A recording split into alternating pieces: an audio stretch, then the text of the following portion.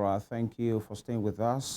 Continue with the conversation about, illicit drugs. And according to the theme, the evidence is clear. We are just to prevent. And we have Assistant Commander Ibrahim Yusuf Chikaji with us, and of course, Dr. Ayorinde virtually joining us as well. You are going to land on your thought about prevention and what exactly you are doing. You might want to continue. You see, like you said, a lot of people, ironically, they think NDLEA is just about arrest, prosecution. But the NDLEA has a dedicated directorate in charge of drug demand reduction. They are in charge of sensitization, enlightenment, counseling, and rehabilitation. Every NDLEA command has that department. So it's something, if you have, for those who have drug problem, they can easily walk to NDLEA office and seek for help. Just like the doctor said. There are avenues. No. Arrest is different from intervention. If somebody has a drug problem, he can just walk to NDLEA office and say, I have a problem, I need help. So this speaks directly to the criminalization of drug users, because a lot of people have raised concerns about how your agency criminalizes No. As far as users. NDLEA is concerned, we don't criminalize drug users. We look at them as victims. Okay. What they need is help. But when somebody realizes or their family realizes that an individual has a drug problem and they walk in to your office to seek help, will they get that help? They will. Okay. But when you arrest, do you arrest and rehabilitate, or you arrest and prosecute? No. It depends on the circumstances of the arrest. Okay. What? If you arrest somebody and investigation shows that the person is a user, maybe based on the quantity or the circumstances, you discover the person is a user, what you do is you refer the person for counseling and rehab. But the only problem we're having in Osun State presently is that NDLEA Osun State Command doesn't have a rehabilitation center. Most of the times when people even come in to seek for help, they need rehab. It depends on the level of the abuse that will determine if the person is to go for counseling or rehab. So when they come in like that, the best we do is, after counseling, we refer them to maybe neighboring state commands where they have rehab center. But we are working on having one in Osun. Is very, very important. All right. Before my colleague will come in and then we switch to Dr. Ayorinde there, I was at a seminar organized by many of the NDLEA 2 years ago or so at a secondary school. And your men there, they came with different leaflets, they came with different things, and they came out with this bottle. I could remember that bottle, we were told it was seized somewhere, and they add everything, all kind of concoction, including a snake inside. I remember that particular thing, and I was wondering, will a human being drink this thing? The man said, this is just one of it. They were drinking it, they consume it. That is why they brought it out to the students to see what people are doing. And it was quite bizarre. How can you have this all manner of things concocted together, including a snake? And so I'm asking you, really, beyond the synthesized drugs, how about the local concoctions? Because you say you might not want to speak to it, but for parents of 50, 60, 70, some of them might not know these things. And so what should people look out for? Because we are talking about prevention. You see, like the one you just mentioned, is just a tip of the iceberg. Really? It's amazing you. Yeah. Now, do you believe that there are people who sniff the vapor from pit latrine? The gaseous vapor from pit latrine. Purpose? It gives a high. Or concentrated gutter. But these people, are they mentally stable? Do you want to look at them as, people that are mentally stable or mentally unstable? Mentally unstable. You see, mental health is broad. Yeah. If the doctor will speak to it, he will talk about it. You see, a lot of people are battling with mental health. Somebody might look good, dress well, doesn't mean the person is mentally, 100% mentally stable. It has different levels. Used and unused sanitary pads are substances of abuse. I won't tell you how. Yeah, please. Like, I'm conscious of my audience. Yeah. So many other things. Let me just give you a simple example. In the north, I've served in the north, though I'm from there. This normal furadenunu is a substance of abuse. How? Ordinarily, if you take furadenunu, how do you feel? You feel very relaxed. You easily go to sleep. Yeah. So what they do is, when they mash it together, they dig the ground, they bury it for it to ferment. And after that fermentation, they take it. It's like a bomb. So many substances like that. You see, we're always conscious, like I said, depending on our audience. If I'm talking to an audience of elderly persons, parents, I will tell them some of these substances so that they look out for it. But if I'm talking to students of tertiary institution or secondary schools, I will mention some of these things to them so that they will not go and experiment. But this is a family TV made up of every kid of the society. These are the issues. I've just mentioned a few. Yeah. Maybe subsequently. All right. Kindly hang in there. So let's just, Dr. Ayoyinka, are you still with us? I am.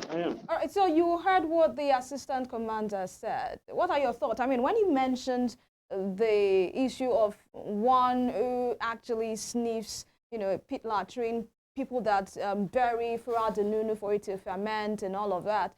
I've even heard issues of people that sniff tires. What level of mental illness is that? Because for me, I feel that person is not mentally doesn't appear normal. Exactly. Yeah. All right. I think I'll go back to the Chinese proverb I gave earlier. The moment the bottle takes a bottle, there is a problem. So if an individual is no more in charge of what they use, and that substance finds a way to control what they use or what they do afterwards, then there's a problem. Now, this problem starts with the individual not realizing that they're already having issues. And that's where the relatives, friends, co-workers, and who needs to pay attention, kind of. All right. Now, can you hear me, please? Yes, we're with you. Okay, so example of someone who sniffs gutter and things like that, it is most likely that is not their major drug of abuse. Statistically, over 52% of substance users use more than 3 substances. So someone that takes cigarettes, alcohol, and maybe cannabis, and is not presently having enough money to take any of those things, and still want to get high, they look for anything at all that can get them high. Sniff petrol, sniff a lot of things. Now, what we are saying is, for an individual to get to that stage, they have lost total control. And that is when the rehabilitation, like the Assistant Commandant said earlier, is as important as, first of all, taking care of their mental state. If you want to rehabilitate such person, you have 1 minute remaining. All right, we'll try and connect. Let's come back to the Commandant. There's this question. I think I tried to hinge on it earlier, but I will ask in a different form. Part of prevention, which you are essentially talking about, it's, for me, speaking out the early signs. With what you do, with, you know, the interventions from the NDLEA, the Osun Command, speaking to, you know, as little as pupils from the primary school to the tertiary institutions to the society, what are those things that we should look out for?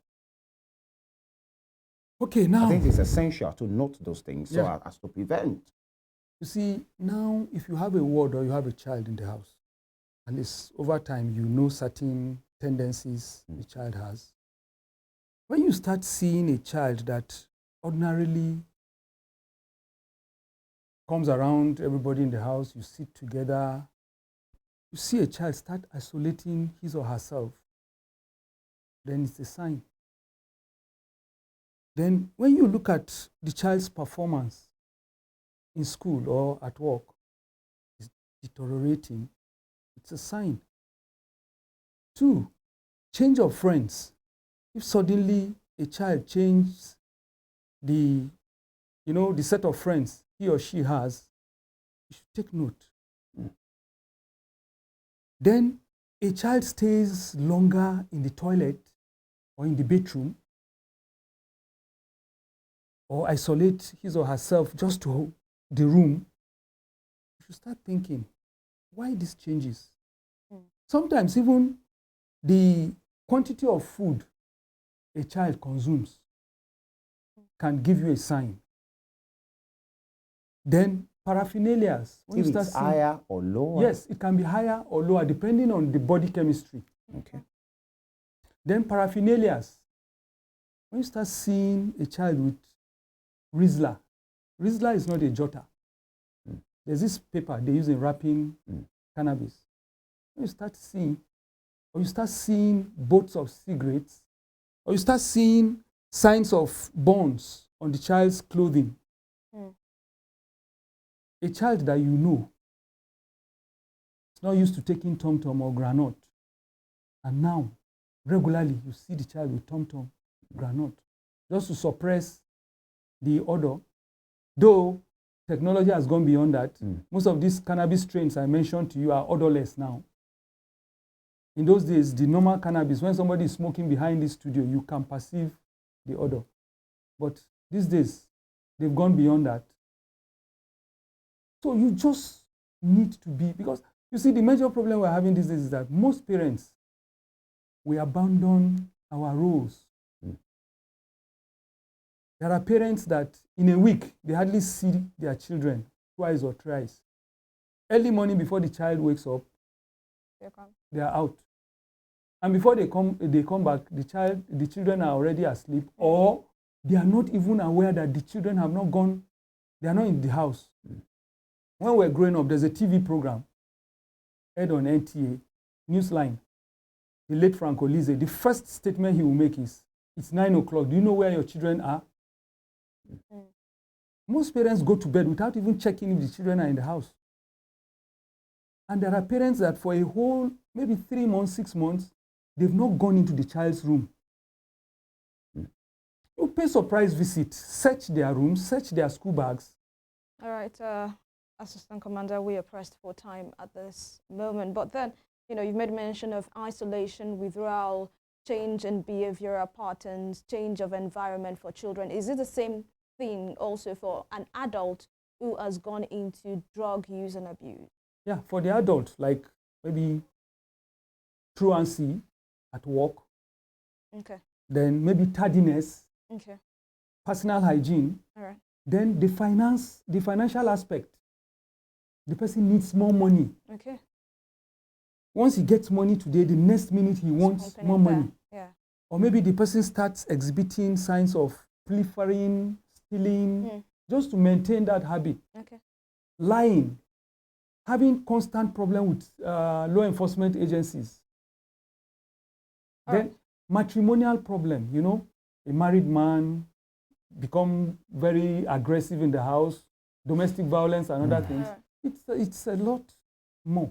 All right, speaking to the solutions, do you think we have enough rehabilitation centers in the country to actually address or to provide, to serve as a haven for drug users and abusers? Honestly, we don't. So you think I would the take government Osun should State, look for more example. into that? We don't have a standard rehabilitation center in Osun. Commandant, as we round off, just 10 seconds, is it really I need your professional perspective for this. Is drug problem a female or male issue?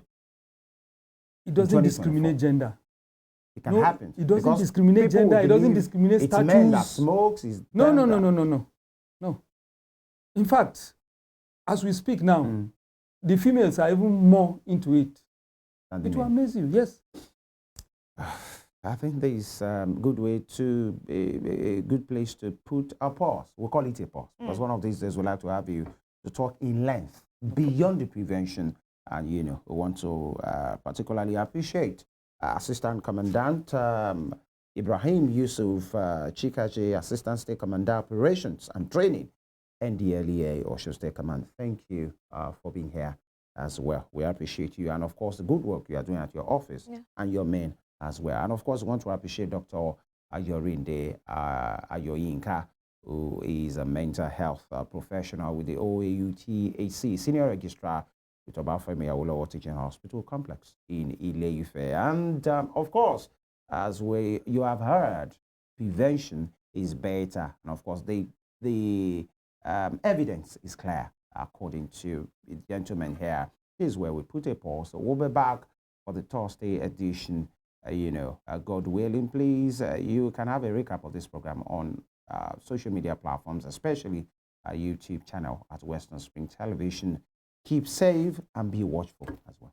Yes, and drug use and abuse had absolutely nothing to use. Stay clear of it. My name is Evelyn Ohiolei. We'll make a return tomorrow, but spring trends come right after this broadcast.